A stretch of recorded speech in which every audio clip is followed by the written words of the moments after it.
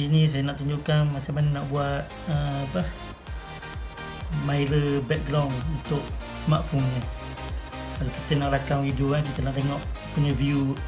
Sebab kita tak nampak kan, bila kita letak smartphone tu, belakang tu kita tak nampak macam mana kita punya view tu. Jadi kita buat mirror dia untuk cermin dia. Barang simple je. Jadi saya gunakan sliding door, kabinet ni slider. Lepas tu tripod punya selfie punya ni. Ni holder untuk smartphone nya. Ini holder untuk tripod nya. Skru M8 rasa tu kalau tak silap saya. Dan cermin. Beli kat DIY je, dah RM3. Okay, jom simple je kita tengok.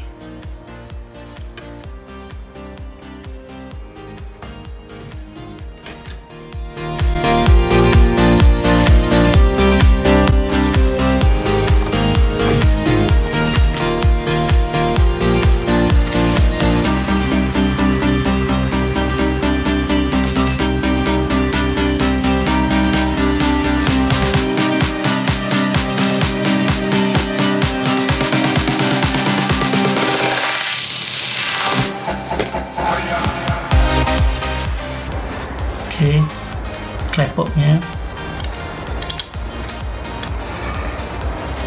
pakai nak ni.